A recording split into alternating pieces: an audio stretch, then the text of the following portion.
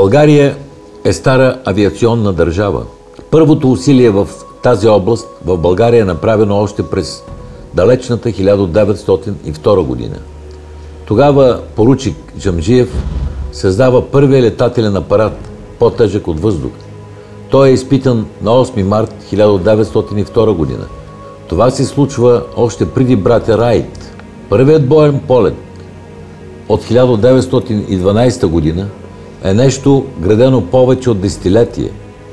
Това е било политика на българската държава. Тя е стояла за тези усилия, финансирала ги е, дори когато са изглеждали невероятно. Когато става дума за конструктора и откривателя Асен Йорданов, винаги се говори за това какво е направил за американските авиационни фирми. Асен Йорданов произхожда от заможно семейство, но на 16 годишна възраст заминава за фронта и участва в Балканската война. През 1915 година създава първият български летателен апарат. На 10 август 1915 година Асен Йорданов и Радул Милков облитат първия български самолет. По-късно Асен Йорданов се мести в Съединените американски щати. Той издава редица книги за обучение за полети в сложни метеорологични условия при екстремни ситуации. Книги, които се ползват и до ден днешен. Къде е българското самолетостроене днес?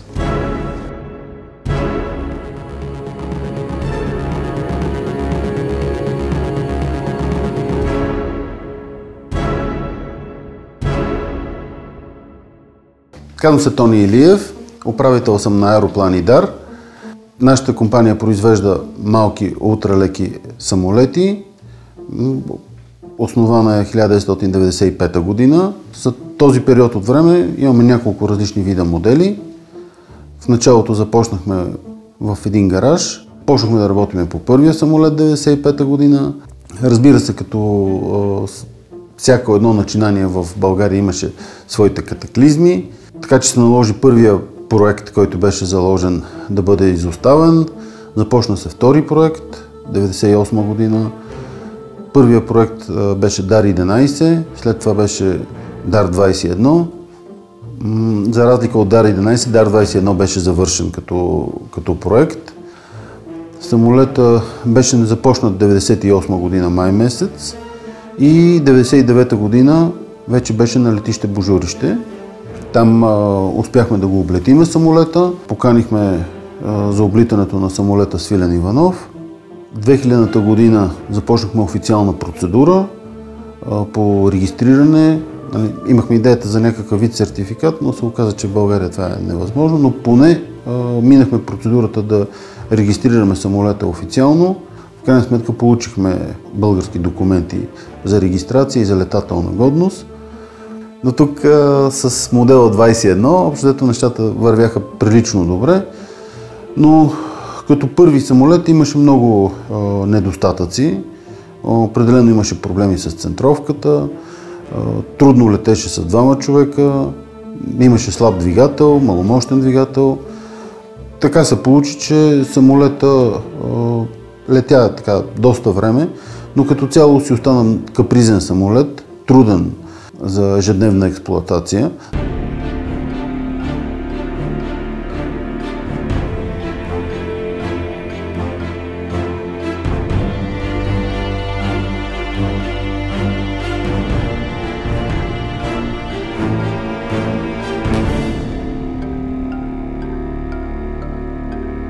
След 21-то решихме да се насочим твърдо към един двуместен учебен самолет и тогава се роди ДАР 23, първата версия, който беше направен 2001 година, бяха произведени няколко броя. За съжаление, този самолет в първия му вид имаше много сериозни проблеми. Всъщност основният проблем беше, че след правейки 21-то, много си повярвахме, че можем да правим самолети, а имаше страшно много неща да учиме. И съответно проблемите почнаха да се изсипват. Тези проблеми затлачиха като цяло идеята за ДАР 23. 2003 година аз се принудих всъщност, защото вече бях останал сам в компанията. да стопирам този проект. Междувременно, тъй като продължаваше интерес към Dart-21, който изглеждаше много добре, беше създадена по-голямата версия на Dart-21, Dart-21S. Като цяло този самолет успях да го регистрирам и да го хомологирам във Франция и бяха продадени няколко броя, но отново не налегнаха проблеми чисто технологични. Оказва се, че има много желаящи да си купят самолета, а ние не можем просто да го произведеме. Първият самолет ни отне 6 месеца, докато го направиме. Следващите бяха още по-трагични. До 2008 просто в един момент аз се отказах въобще от модела 21S и си дадох една равносметка, че нещата по този начин не могат да продължават. Много грубо казано, не може от един и същи чертеж при различни работници да получаваш различни детайли. Затова в тази насока започнах да работя, да се елиминира този субективен фактор на работника и то не толкова работника, колко да се гарантира по-високо ниво на качеството. И се започна един така доста дълъг процес, избор на софтуер, който да се използва за проектиране. Спрях се на няколко така по-сериозни софтуера. Единият е SolidWorks, другия е AutoCAD. Но оказа се, че AutoCAD, макар че по-нисък клас като програма, се оказа по-удачна. Успях да направя абсолютно нов подход към проектирането и производството на крилата. Започна се изключително и само на лазер да се реже всичко. Резултата беше, че абсолютно всички ламарини минаваха пред лазерната машина и абсолютно всички отвори се правят на лазер. Резултата е, че от единия край на крилото до другия край на крилото имаме отклонения, които са в рамките на няколко милиметра.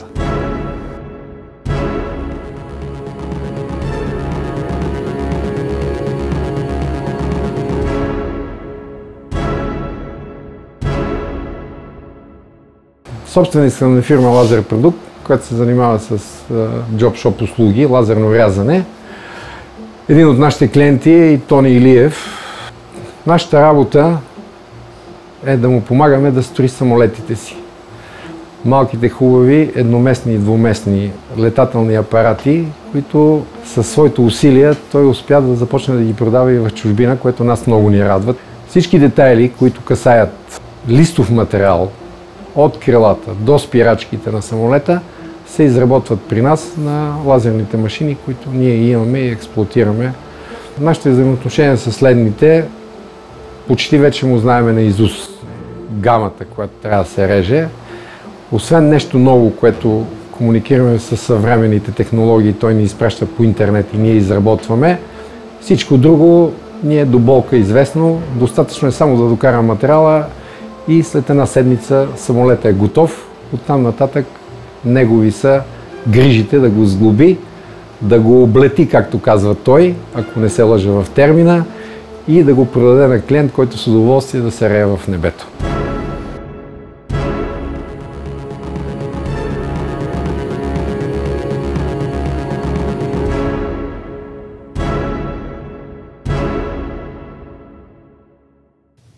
Постигайки толкова добро качество на подготовката на крилата, съответно даде възможност не само да се изработят, но и да се проектират крилата.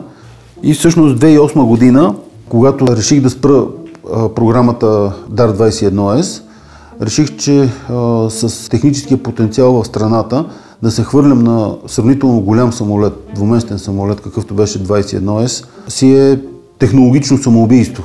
Колкото и да ми е неприятно, но трябва да го кажа, в страната няма, особено в онези години и след кризисни години, на практика нямаше нищо. Всички заводи бяха спряли работа, всичко беше на точка на замръзване и не даваше абсолютно никакви възможности за развитие. Всичко трябваше да си го гарантираме сами. И в този ред на мисли аз реших, че най-добрият вариант да се насоча към този сектор от леката авиация, който е най-критичен и който, между другото, пазарната ниша е най-празна. И се насочи към едноместните самолети 120 кг клас или както е американската FAR 103. Това са самолети, които са в най-ниската категория, теглова, които, така много цинично казано, това е категория, която определя, че там не може да има самолет. Тази категория е освободена от сертифициране, освободена от много такива утежняващи допълнителни неща. Така че насочих се към тази категория и започнах да правя опити да проектирам такъв самолет. Оказа се, че не случайно са сложили тая граница, както и да го въртиш и да го случиш самолета, се излиза по-тежък. И трябваше не само да се изработи едно леко, много леко и много здраво крило, каквото е крилото на Солото, а трябва като цяло да се смени концепцията. Значи, това, което е написано по учебниците, се оказа, че е тотално непрактично и следвайки правилата, всъщност не можеш да направиш такъв самолет. И тук почна една много сериозна развойна дейност. Докато се появи първия прототип на Дар Соло, бяха направени хиляди сметки, хиляди чертежи, докато се избере някакъв подход. Подходът, така много грубо казано, е в комбинацията на различни технологии. Крилата, това, което имахме вече опита и увереността, че може да направим хубаво метално крило, на Солото крилата си останаха метални, направени по тази технология, която вече имахме зад гърба си, но за останалата част от тялото трябваше да заложим на композитна технология.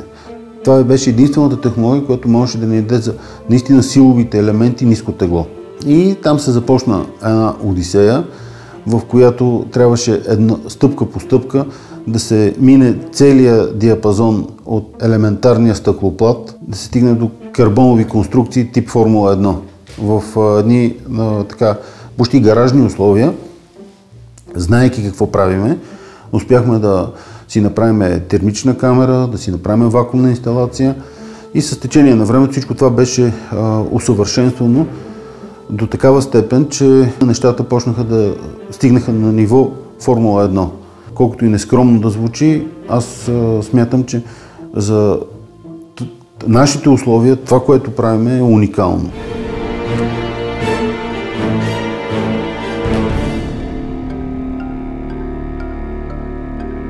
Носещата града на Дар Соло, направена от алуминий, тежеше 22 кг. Направена по класическата технология, само вакуумиране, беше 12 кг. Окончателната града, която в момента се монтира на Дар Соло, е правена с вакуум в термична камера, с инжектиране на смолата. Градата ни е 9 кг. Не само, че свалихме килограмите, дигнахме значително якостта, техническите показатели, да не забравяме и още един. Първата града, която беше 22 кг, беше само градата, докато последната има имплантиран в градата и вертикален стабилизатор. По същия начин беше направена платформата, която е с седалката. Първата версия, всъщност старата версия вече на Дар Соло, беше една сравнително елементарна платформа с една седалка на нея. Това беше заменено в последствие. Направи се нов дизайн на платформата. Облегалката на седалката стана същевременно и резервоар. Един куп такива нововъведения, които едно по едно направиха самолета, изчистиха го от много детски болести и го направиха да изглежда наистина една много екстравагантна момчешка играчка.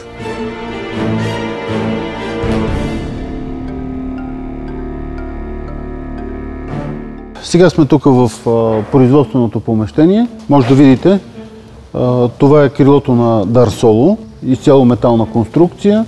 Ето тук от тази страна са му захватите за закрепене на крилото към тялото. Интересното е, че крилото е метално, но елерона или в случая флайперона е композитен с цел минимизиране на теглото. Като тук е избрана такава конфигурация, така наречения флайперон, елерона и клапата са обединени и са едно цяло. Това е направено с цел по-олекотено управление на самолета. Отзад виждате няколко самолета, които се сглобяват в момента. Този специално е за Австралия, а пък този жълтия отзад е за Великобритания. Това е количката на самолетчето. Това е седалката, на която сяда. Тук това е управлението, лоста, педалите се виждат. Сега в момента всичко е в много гола конструкция. Това е изработено от карбон. Колесника също е стъклен с кевлар. Това е прословутата града. Просто трябва да се дигне, да се види колко е лека. В този си вид градата издържа 3,5 тона, преди да започне процеси на чупене. Това отговаря на претоварване някъде над 6,5.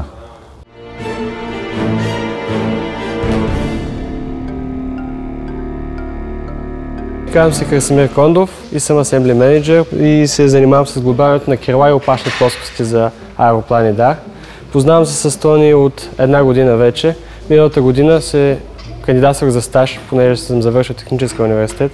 Исках нещо техническо да се занимавам и той е човек, който ми предоставя възможността да се занимавам с нещо толкова високотехнологично и въпреки това по специалността ми.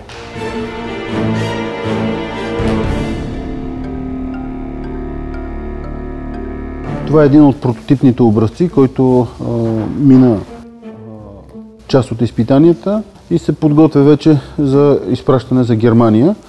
За разлика от другите самолети, които са поедисани, тук се вижда изцяло карбоновата структура на платформата. Друго интересно, тук има монтиран парашютна система спасителна. Това е ракетата, която изстрелва парашута. От тази страна се изстрелва парашута и в случай на нужда пилота не скача от самолета да си отваря парашута, дърпа ръчката, която е от тази страна. Дърпа ръчката и се отваря парашут за целия самолет. Това е двигателчето. Хирт, 28 конски сили. Характерното за всеки един авиационен двигател, 2 свещи. Сега, тук това е новото табло, но все още тепърво сега трябва да се изреже и да се наредят приборите. Тук са двигателните прибори, тук е скоростомера, тук е висотомера, а тук е прословутата съчма, която дава как се държи самолета във въздуха, дали плъзга наляво-надясно. Това е облегалката, която същевременно и резервоар. Така че пилота си сяда и това, което му е на гърба, същевременно и резервоар.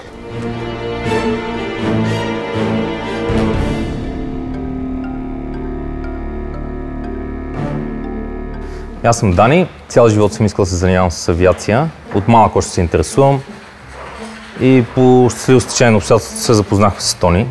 Видях с какво се занимава, дойдох тук, видях. Работим от 3 години приблизително.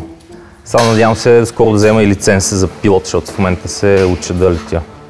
Свирал съм в няколко групи и общо взето и за това се занимавам доста време. Това ми е другата страст, така да се каже.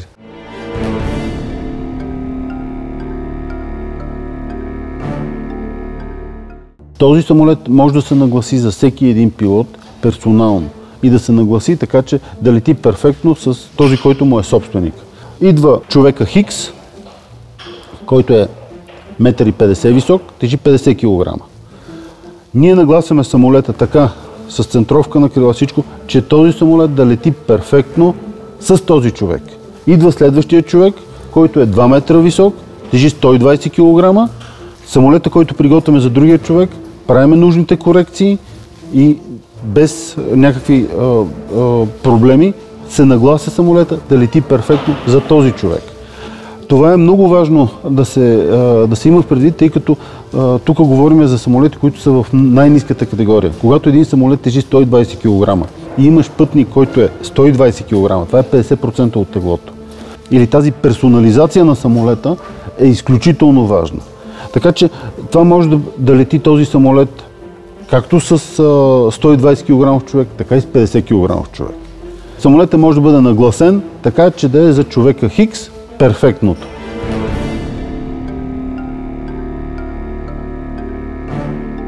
Това, което е интересно в този проект, бих казал, е, че тези изделия са уникално леки, правят се в България и всички детайли може да кажем, че са високотехнологични. Ползва се карбон, смоли, вакуумни технологии, сандвич технологии, така наречените.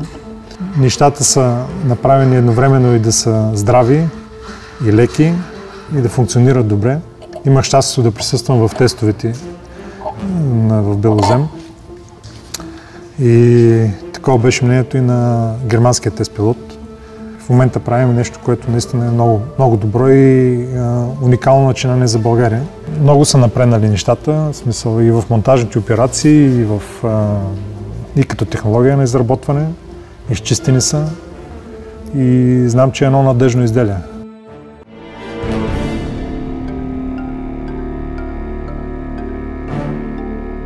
Клас 120 е така един много интересен клас.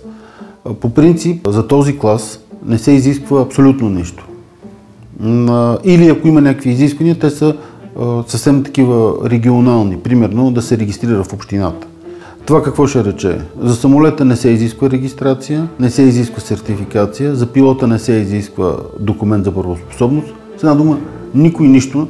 Както се шегуваше един американец, там представител на тяхната федерална администрация, авиационна администрация, той казва, тази категория не съществува.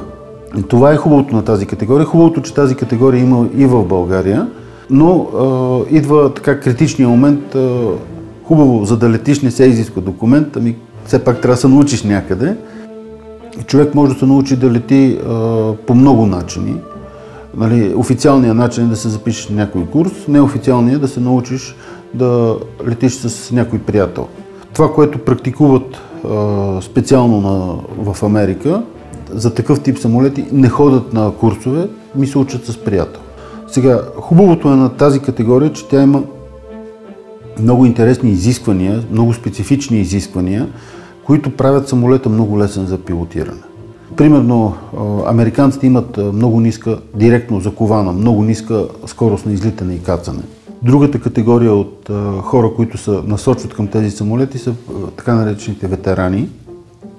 Хора, които са летяли, имат много опит, но вече медицински не могат да издържат курсовете за пилоти и те се пренасочват към такъв тип самолет. Това са пилоти, както примерно имаме един клиент, който е от Оклахома, бивш пилот от Виетнамската война, летял на F-105.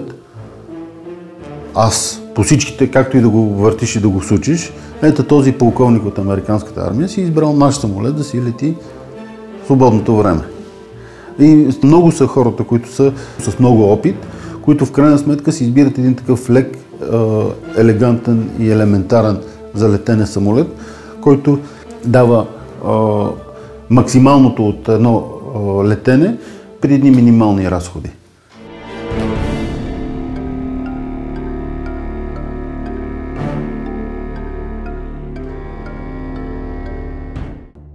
Казвам се Надя Терзиева, познавам Тони от много години. Винаги съм го подкрепяла в начинанието му, обсъждали сме идеите му, какво смята да прави за напред, за в бъдеще. Винаги ми е било много интересно, особено като се вземе предвид, че така мен ме е страх да летя, изпитвам неописуем страх от летене. Този мой страх е причината така да съм около него, да ми разказва, да гледам как се строят самолети.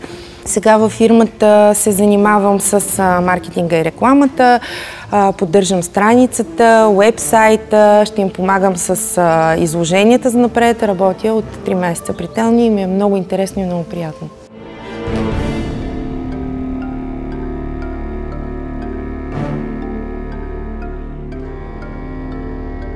Още от самото начало се забеляза, че за всичките тези усилия, които полагаме, веднага биде отделено много голямо внимание специално от немската преса, американската също, да се стигне до там, че общо взето станахме галеници на немската преса за лека авиация. Имаше периоди, където почти всеки месец имаше някакъв материал свързан с нас или бяхме цитирани в някакъв материал. Още 2009 година бяхме поканени от Зигфрид Гьоблер, собственика на Хирт, на най-голямото немско изложение, на една от най-големите немски двигателостроителни компании, лидер в двутактовите двигатели.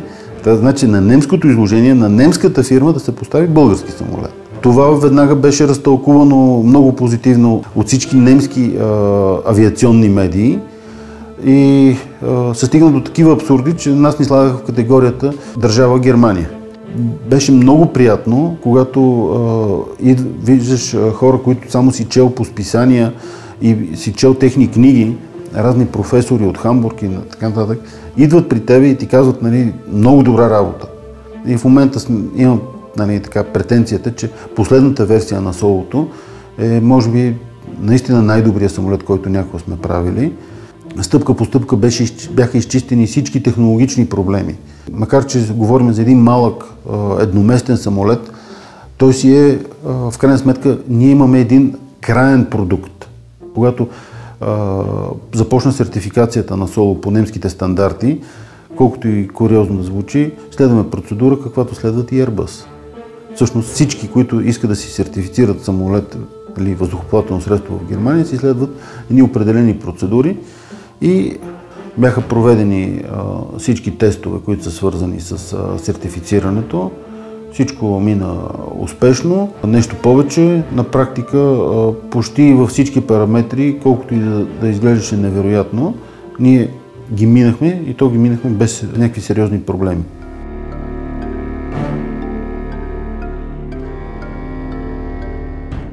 Всеки момент трябва да бъде получен вече окончателния сертификат и вече малко или много се ориентираме към започване една серийност на производството. До този момент, в момента върви така наречената предсерийна серия от 5 самолета, която така по първоначални сметки трябваше да месец и половина да сме готови, вече трети месец не сме готови. Когато се правят единични бройки, някакси не се обръща внимание, но когато става въпрос за серийност, нещата стават коренно различни. А факт е, че в развитите авиационни държави страшно много се цени Солото. Солото се оказа едно много добро самолетче, особено за ентусиасти, които искат по някакъв начин да си минимизират разходите. Тази категория има по-ниски данъци, има по-ниски такси и се оказва, че ако един нормален самолет на един средностатистически немски пилот му струва само поддръжката на осигуровки и разрешителни са средно около 10 000 евро, за нашия самолет са в пъти по-малко. В момента на практика ние сме лидер в световен мащаб в тази категория. Разбира се, имаме си конкуренти, основно няколко чешки компании, но горд съм да кажа, че макар в най-леката част на спортната авиация, ние сме едни от основополагащите модните тенденции.